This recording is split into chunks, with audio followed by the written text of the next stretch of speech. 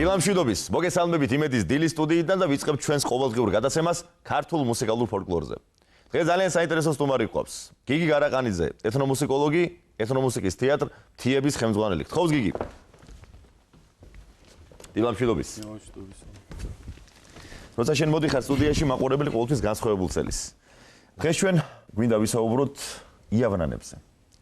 აი ამ ჟანრზე, ამ სასიმღერო რეპერტუარზე, დღეს რეპერტუარად წოდებული თორე ადრე ეს ცხოვრების განუყოფელი შემადგენელი ნაწილი იყო, რომელიც ერთის მხრივ საკრალურ პლასტებს მოიცავდა, მეორე მხრივ მას ძალიან მკაფიო ყოფითი ფუნქცია გააჩნდა და თანაც ინტონაციური სამყარო აი ამ ჟანრის ფარგლებში შექმნილი განსაკუთრებულია თავისი არქაიზმითა და იმ ნიშნულობით, რომელსაც დღესდღეობით იგი ფოლკლორისტებისთვის ატარებს.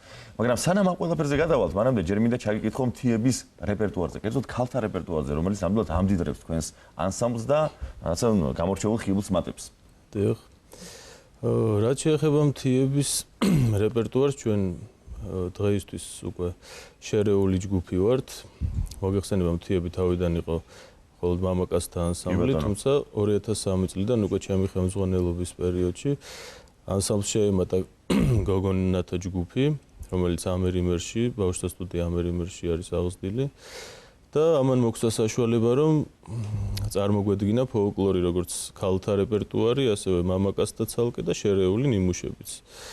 ხო, აი ხა რაც შეეხება ამ იავნანას, თქვათ ეს ჩვენთვის ძალიან საყვარელი ნიმუშია, რომელსაც დღეს შემოგთავაზებთ.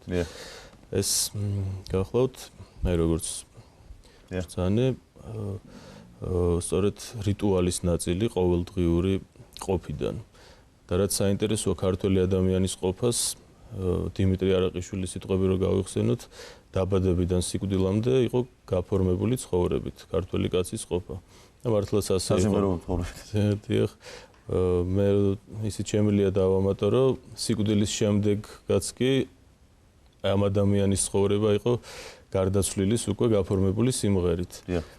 წლის თავზე ჟღერდა დალა, ანჭერის ახთის სიმღერა და ამითი იგონებდნენ მიცვალებულს შემდეგ ყოველ გარდაცვალების დღეს, ასე ვთქვათ და ეს იავნანა ჩვენ არ აგვერიოს არის დასაძინებელი ნანები და არის აკუნის ნანები და არის ავადმყოფობასთან დაკავშირებული იავნანა. დღეს სწორედ ამას შევთავაზებთ. დიახ, დღევანდელი თემა ეს გახლავთ და ეს არის, ესე იგი, ბავშვს როცა უჩნდება ბატონები, ანუ ინფექციური დაავადება, ამ დროს ოჯახი, ასე ვთქვათ, იფერება მითოლოგიური ელფერით.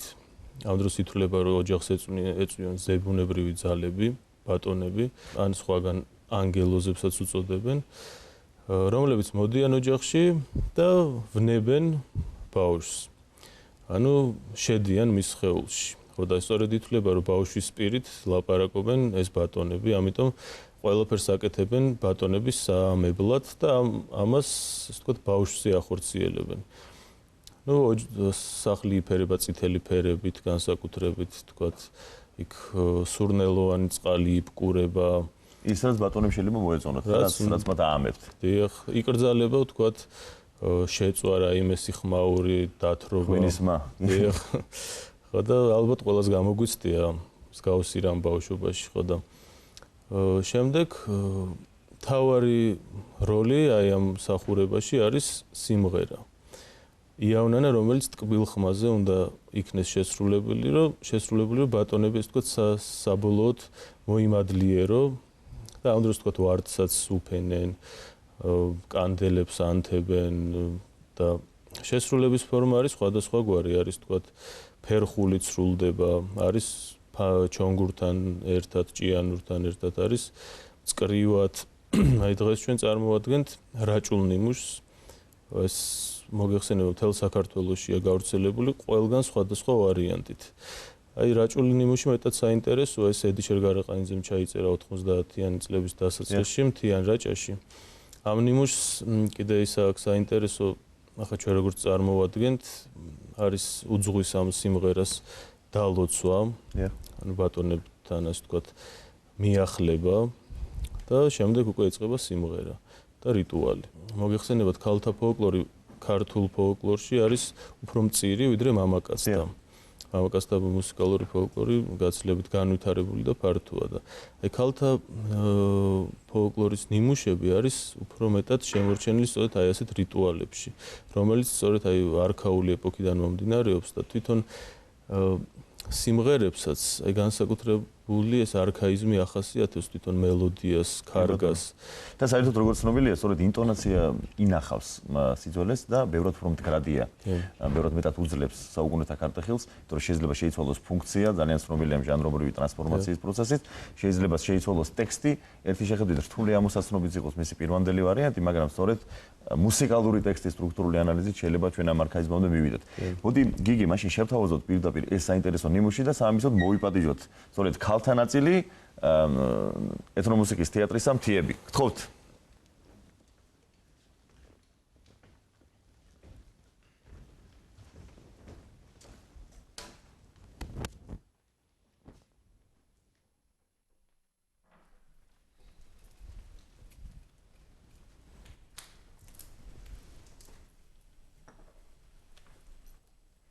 ჩვენსას მობრძანდა ბატონიო, მადლიანი და ღვთიანიო. იდიდა თქვენი დედმამა და თქვენი გამომცემლებიო. დიდნი ხართ დიდებულები, დიდი დედმამის ქებული, შორის ქვეყნიდან მოსული. Dalocvilo batonebo, vardit თქვენს გზასა. Dalocvilo batonebo, vardit თქვენს გზასა.